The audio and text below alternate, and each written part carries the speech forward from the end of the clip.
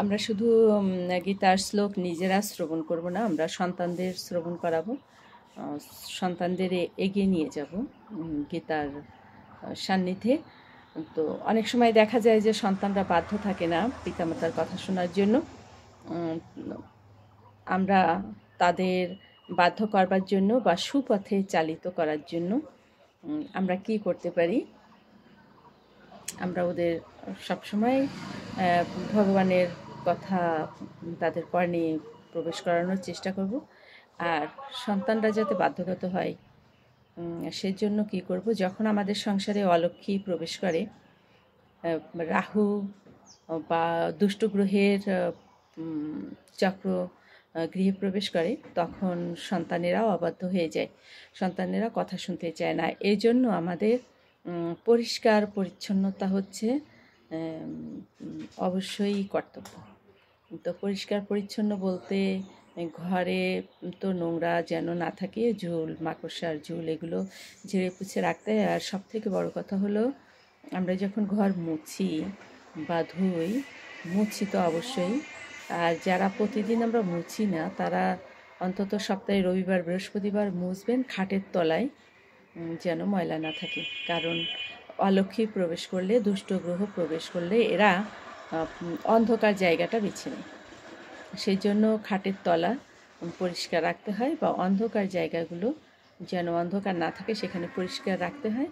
আর বিশেষ করে যখন আমরা ধুই বা মুছি, মোছার সময় ওই জলের ভিতরে কিছু কর্পূর দিয়ে দেবেন। কর্পূর দিয়ে দিলে দেখা যাবে অলক্ষ্মী আর দাঁড়াতে পারে না। আর আমরা ঠাকুর ঘরে যে ভগবানের ধূপ প্রদীপ দেবার জন্য যে পাত্রগুলো ব্যবহার করি, অর্থাৎ ধূপদানি, প্রদীপ, তারপরে ঘণ্টা, কোষাকুষি, থালা গ্লাস তো অবশ্যই, এগুলোর জন্য আমরা প্রতিদিন ধুয়ে ফেলি। অবশ্যই প্রদীপ একবার জ্বালানোর পরে বা ধূপদানি একবার জ্বালানোর পরে ধুয়ে নেওয়া উচিত, কিন্তু প্রতিবেলায় তো ধোয়া সম্ভব হয় না। যেহেতু আমরা ঘরে নিত্য সেবা পুজো দেই, সেখানে দেখা যায় দিনে কয়েকবার আমরা পুজো দিই, আরতি করি, সেহেতু আমরা একবার তো প্রতিদিন অবশ্যই ধোবো। আর যতবার আমরা ধূপ প্রদীপ দেব ততবার কী করব, সুন্দর করে মুছে নেব, তুলো দিয়ে একটু জলের ছিটা দিয়ে, তুলো দিয়ে বা পরিষ্কার কাপড় দিয়ে মুছে নেব। মুছে নিয়ে আমরা প্রদীপ জ্বালাবো। প্রদীপ জ্বালানোর অর্থ হচ্ছে, ভগবানের সামনে প্রদীপ জ্বালানোর অর্থটা হচ্ছে এই যে ভগবানকে আলোকিত করা নাই। কারণ ভগবান তার নিজের অঙ্গজ্যোতিতেই সবসময় আলোকিত থাকেন। ভগবানের অঙ্গজ্যোতিতে বৈকুণ্ঠধাম, গোলকধাম আলোকিত থাকে। শুধু তাই নয়, বিশ্ব ব্রহ্মাণ্ডকেও উনি আলোকিত করছেন। তো সেই আমরা প্রদীপ জ্বালাই নিজেদের মনের অন্ধকার দূর করার জন্য, অর্থাৎ অজ্ঞানতার অন্ধকার দূর করে যেন জ্ঞানের আলো আমাদের জ্বলে ওঠে, এই উদ্দেশ্যে। প্রদীপ ভগবানের উদ্দেশ্যে জ্বালালে, ধূপ এবং প্রদীপ, এই শিখা যত দূর যায় তত দূর হচ্ছে কি হয়, পুণ্যফল হয়। অবশ্যই শুদ্ধ ভক্তরা তো পুণ্যফলের অতটা প্রত্যাশী নন, ওনারা সবসময় চায় ভগবানের কৃপা লাভ করার জন্য। তো আপনারা এই কাজটা করবেন। তো বলতে যেয়ে অনেক কথা বলে ফেললাম। সন্তানেরা তখনই কথা শুনবে যখন আপনার ঘরে অলক্ষ্মী থাকবে না, দুষ্ট রাহুচক্র থাকবে না, তখন সন্তানকে আপনি যেটা বলবেন সেটাই শুনবে, এবং অবশ্যই আপনি ওকে ভালো পথে, সুপথে পরিচালিত করতে পারবেন। ভগবানের ভক্ত হবার জন্য খুব বেশি বেগ পেতে হবে না। তাহলে মোদ্দা কথা হলো এটাই, যে আমাদের পরিষ্কার পরিচ্ছন্ন থাকাটা হচ্ছে বাধ্যতামূলক। আমি পূর্বেও এগুলো বলেছি, হরিভক্তি বিলাস থেকেও বলেছি, তারপরে আজকে বললাম। আর হচ্ছে আমাদের সনাতন ধর্মটা দাঁড়িয়ে আছে তিনটা স্তম্ভের উপরে, সেটাও আমি বারবার বলি। সেটা হচ্ছে এক আচার, আর এক হচ্ছে অনুষ্ঠান, আর এক হচ্ছে বিশ্বাস। তবে বিশ্বাস হচ্ছে মূলত, যেটাও বারবার বলি, ভক্তি এবং বিশ্বাস না থাকলে সমস্তটাই বৃথা। আর আচার কি? আচার অবশ্যই এই পরিষ্কার পরিচ্ছন্ন ইত্যাদি। পরিষ্কার পরিচ্ছন্ন না থাকলে আসলে হচ্ছে ওই একই কথা, অলক্ষ্মী বা দুষ্ট রাহুচক্র থাকলে আমরা কর্মে সফল হতে পারি না। আর একটা থাকলেও অনুষ্ঠান, অবশ্যই অনুষ্ঠান করতে হবে। অনুষ্ঠান না করলে ধর্ম বিলুপ্ত হয়। আমাদের 12 মাসে 13 পার্বণ অনুষ্ঠান, এটা আমরা সকলেই জানি। দামোদর ব্রত, বৈশাখী ব্রত, একাদশী ব্রত, এই রামনবমী ব্রত, এই স্নান ব্রত, আমাদের সারা বছরই ব্রত আছে। অবশ্যই আমরা ব্রতগুলো পালন করব। ব্রত পালন করলে কি হবে? ভিতরে বিশ্বাস জাগ্রত হবে, ভগবানের কৃপা লাভ হবে, আর ভগবানের প্রতি বিশ্বাসটাও বলিষ্ঠ হবে। তো আসুন এখন একটু মঙ্গলাচরণ করে আমরা শ্লোকটি উপস্থাপন করার চেষ্টা করি। তো আসুন আমরা সকলে বলি। জ্ঞানতিমিরান্ধস্য জ্ঞানঞ্জন শলাকয়া চক্ষুরুন্মীলিতং যেন তস্मै শ্রী গুরুবে নমঃ। শ্রীচৈতন্য মানভেষ্ট স্থাপিতং যেন ভূতলে স্বয়ং রূপ কদাময়ং দদাতি সপদান্তিকং। বন্দে অহং শ্রীগুরু শ্রীতপাদকমलं শ্রীগুরুन् বৈষ্ণবং চ। শ্রীরূপং সাগ্রজাतं সহগণ রঘুনাথं বিतं तं সজীবं সাদ্বৈतं সাবধূतं পরিজনসহিतं কৃষ্ণ চৈতন্যদেবং শ্রীরাধাকৃষ্ণপাদান সহগণ ললিতান শ্রীবিশাখানিতাং চ।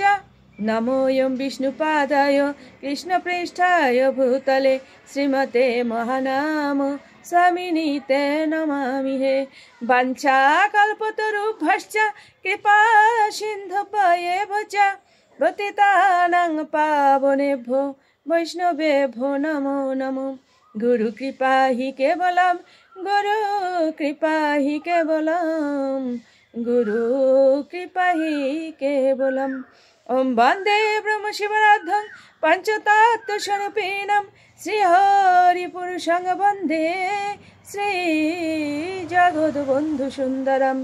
ॐ हे कृष्ण करुणा सिन्धु दीनबन्धु जगत्पते गोपेश गोपिकान्त राधाकान्त नमोस्तुते।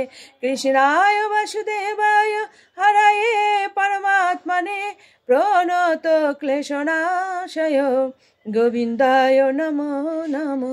तप्त काञ्चन गौराङ्गिनी राधे वृन्दावनेश्वरी वृषभानुसुतं देवी प्रणमामि हरिप्रिये।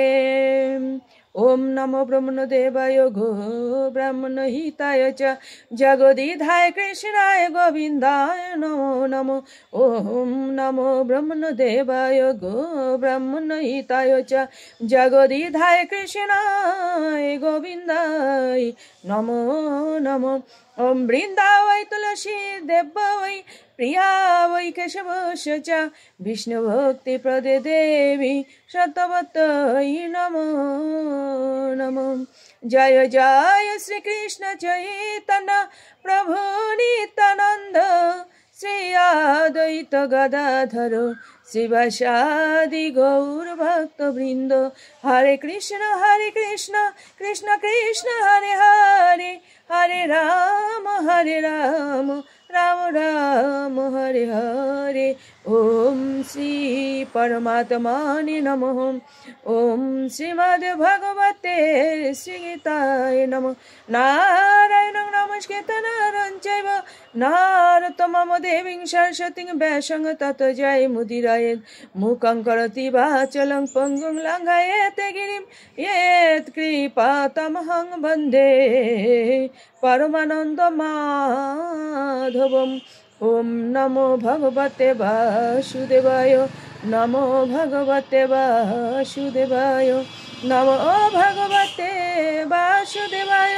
श्रीमद्भगवते श्रीगीताय नमः श्रीगीताय नमः श्रीगीताय नमः। श्रीमद्भगवद गीता प्रथम अध्याय श्लोक संख्या হচ্ছে 27।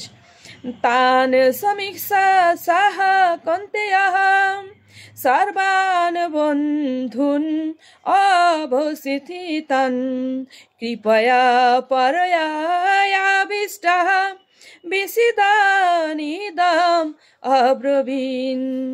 অনুবাদ। যখন কুন্তী পুত্র অর্জুন সকল রকমের বন্ধু ও আত্মীয় স্বজনদের যুদ্ধক্ষেত্রে অবস্থিত দেখলেন তখন তিনি অত্যন্ত কৃপাবিষ্ট ও বিষণ্ণ হয়ে বললেন। শুধু বৈষ্ণব ভক্তবৃন্দ কি বললেন সেটা আমরা পরবর্তী শ্লোকে শ্রবণ করব।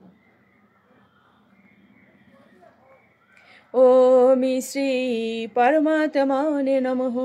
ओम श्रीमद्भगवते श्रीगीताय नमः।